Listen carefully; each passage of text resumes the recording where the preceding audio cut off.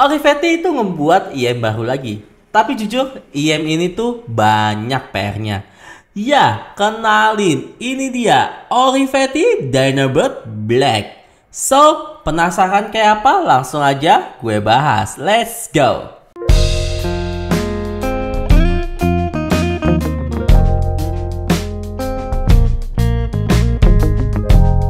Halo guys, jumpa lagi sama gue Johan dan kali ini gue dapat kesempatan untuk review yang baru dari si Olivetti Dynabird Black atau singkatan dari Basic Line Exquisite Quality Keeper. Mungkin itu tulisannya gue tahu bawah situ kali ya. Nah, dimana untuk brand Olivetti ini mungkin sudah cukup dikenal sama kalian dan oleh beberapa kalangan pecinta musik portable tentunya juga ya seperti itu. Nah, daripada basa-basi, mendingan gue bahas aja mengenai namanya si Dynabird Olivetti, ya Olivetti Dynabird Black ini bro ya. So, itu aja, langsung aja gue bahas mengenai packagingnya. Let's go! Oke guys, untuk bagian depannya ini lo bisa lihat di sini tulisan Dynabird dengan tulisan sini Black by Olivetti ya bro ya. Dan di sini tuh di atasnya ada logo Olivetti-nya dan di bawahnya ini tidak ada apa-apa, kanan kiri tidak ada apa-apa, dan di bagian belakang ini ada penjelasan mengenai spek singkat dari si Olivetti-nya sendiri ya, boy. Olivetti Dynabird Black lah. Atau bisa dibilang juga ya Black aja kali ya, boy. Black. Oke, di sini jelaskan untuk fiturnya, di mana di fiturnya ini ada dynamic musically with bass, full bass and extended treble katanya.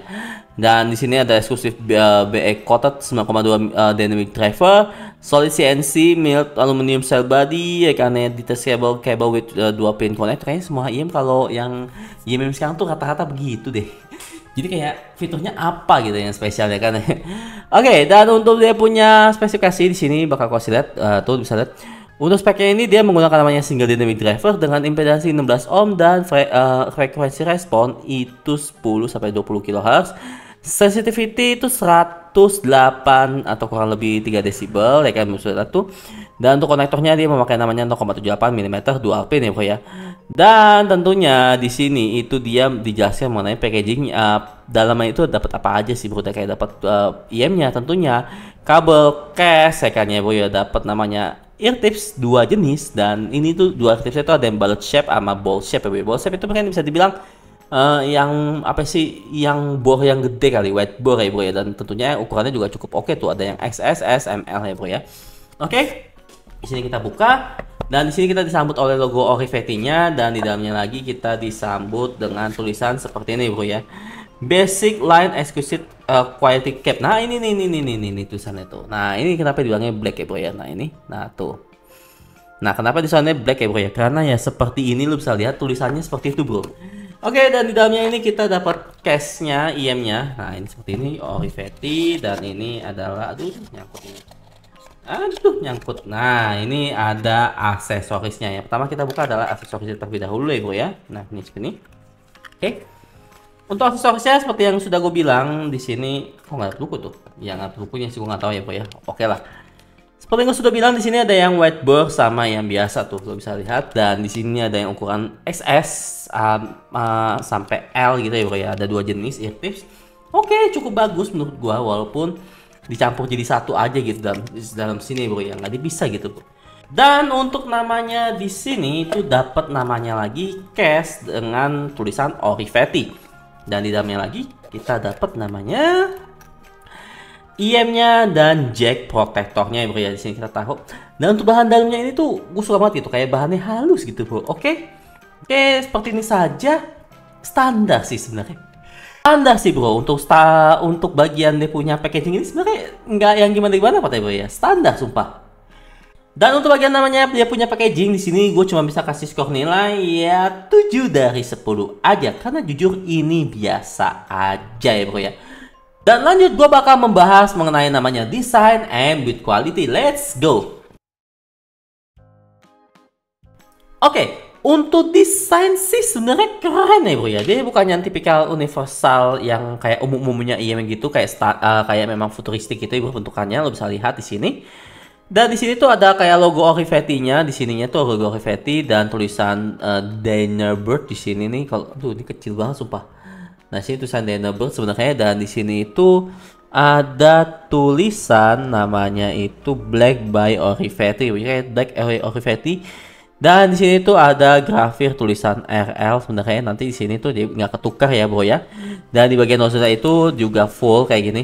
Dan untuk bahannya ini itu dia terbuat dari aluminium ya bro ya. Jadi jujur ini solid bro, gua nggak bohong, ini solid sebenarnya.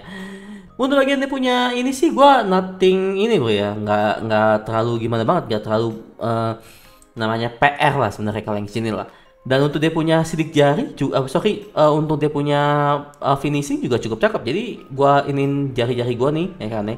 Ini nggak ninggalin namanya di gua punya sidik jari, jadi benar-benar kayak ngejaga dia punya kecakapan atau esensial dari dia punya IM-nya gitu ya bro. Kayak cukup cakep lah menurut gua. Dan untuk namanya dia punya konektor di sini itu metal ya, di sini kita bisa lihat. Dan untuk punya splitter juga.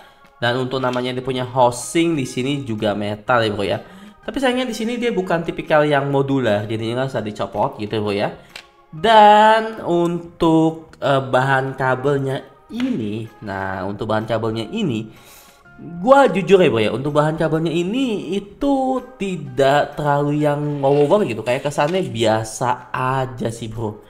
Jujur ya bro ya, gua akuin untuk namanya dia punya build dari IM-nya sendiri bagus. Tapi untuk sisanya kayak kabel dan juga untuk housingnya segala macam ini standar aja sih bro. Kecuali memang IM-nya yang gua akuin memang cukup bagus. Dan untuk namanya desain MB20 bisa gua kasih skor nilai ya 7 dari 10 aja. Dan lanjut gua bakal bahas mengenai fitting. Let's go. Oke, di sini lu bisa lihat untuk ukuran kuping gue seperti apa ya bro ya. Dan di sini pas saat gue pakai, di sini gue cuma pakai namanya IM dari Olivetti dengan eartips ukuran M saja, yang ini seperti ini. Dan saat gue pakai, nah ini seperti ini bro ya, tuh lu bisa lihat.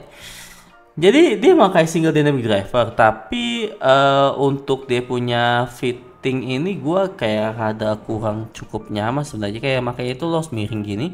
Jadi ini kayak harus keluar gitu ya bu ya. Dan ini walaupun gue putar-putar, gue cari yang nyaman gitu, tetap dia kayak agak nonjol keluar gitu, kayak nggak nyantel gini ya bu ya. Jadi kayak ya memang harus pakainya itu rada miring gitu. Dan ya gue akuin sih memang dia nggak bakal kena gue punya tulang telinga, karena dia nggak terlalu nekan ya bu ya, atau ke belakang gitu.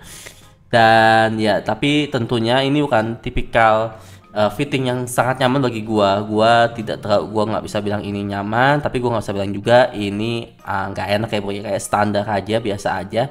Saat gua pakai ya juga nggak pegel, nggak bikin kuping gua sakit, standar gitu ya bro ya. Dan untuk ukuran single dynamic driver, untuk dia punya body ya ini masih termasuk yang cukup oke sih, tidak yang terlalu besar banget ya bro ya. Dan oke, untuk namanya dia punya fitting di sini bisa gue kasih skor nilai standar aja 6 dari 10 ya bro ya. Dan lanjut gue bakal membahas mengenai namanya sound quality. Let's go. Oke, untuk sound quality di sini gue menggunakan namanya LG V60 gue, dan tentunya ini dengan berbagai macam genre lagu, dan tentu ini full bawaan ya bro ya.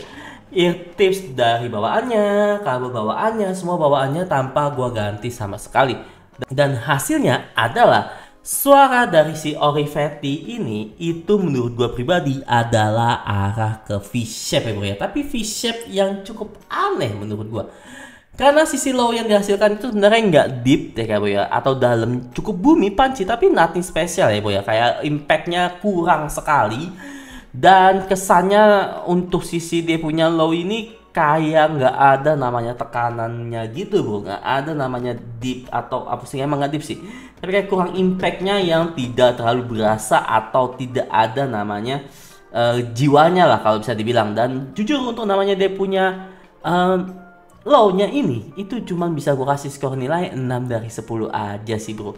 Dan lanjut untuk bagian midnya ini jujur ya bro ya, kesannya itu tipis dan mundur. Alhasil suara midnya ini gue kurang suka, kayak suara cewek cowok juga jadinya itu kurang pas gitu, timbrenya kurang natural. Dan untuk bagian dia punya instrumental juga kurang jadinya, jadi kayak misalnya suara pianonya ini piano tipis gitu ya, kayak ting ting kayak kurang masuk gitu ya bro ya. Untuk bagian dia punya sisi midnya ini gue kurang bisa nikmatin untuk bagian sisi midnya ini jujur aja. Dan untuk bagian midnya ini gue cuma bisa kasih skor nilai 5 dari 10 aja sih bro.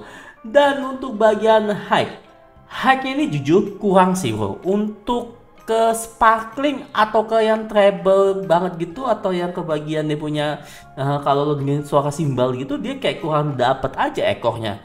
Dan isinya juga yang bukan yang dalam atau yang ada impactnya itu enggak ya bro ya. Kayak bener-bener kayak hype yang bener-bener kayak kayak kosong atau bukan kosong sih, kayak yang kayak biasa aja gitu, yang tidak terlalu kosong tapi kesannya kayak biasa aja gitu ya. Bukan tipikal hike yang pedas atau tipikal hike yang bener-bener enak atau bisa dinikmati gitu. Kayak memang hike ini rada rada kurang atau rada aneh kalau menurut gue pribadi. Dan untuk bagian hike ini bisa gue kasih skor nilai 6 dari 10 aja. Dan lanjut untuk bagian teknikal. Untuk teknikal, jujur ya bro ya, staggingnya ini biasa aja sih bro. Kayak nggak ada nothing spesial ya, DP kurang dapet, nggak lega gitu ya bro ya. Dan untuk detailnya ini cukup aja gitu. Separasi layarnya juga numpuk ya bro ya. Tidak ada yang bagian teknikal ini yang bisa gue banggakan, kecuali bagian detailnya yang sedikit oke lah. Cukup aja sebenarnya sih jatuhnya. Dan oke, untuk bagian teknikal di sini cuma bisa aku kasih skor nilai 5 dari 10 aja. Dan untuk harga dari si Orivetti Dynarbird Black ini dihargai dengan harga 99,90 US dollar atau sekitar 1,6 sampai 1,8 jutaan ya boy. Dengan harga segitu apakah worth it? Kalau menurut gue pribadi, gue jujur gue bisa bilang ini kurang ya boy. Kalau gue ada duit segitu mungkin bisa gue investasiin ke Beyblade. Bukan, maksudnya ke yang lain gitu ya boy. Oke, itu aja bro, dan thank you banget udah nonton video ini. Jangan lupa untuk di like, comment, subscribe, and thank you banget untuk Om Sebastian dari Soningity yang udah kasih chip gua barang ini. So itu aja, and see you next time. Bye bye.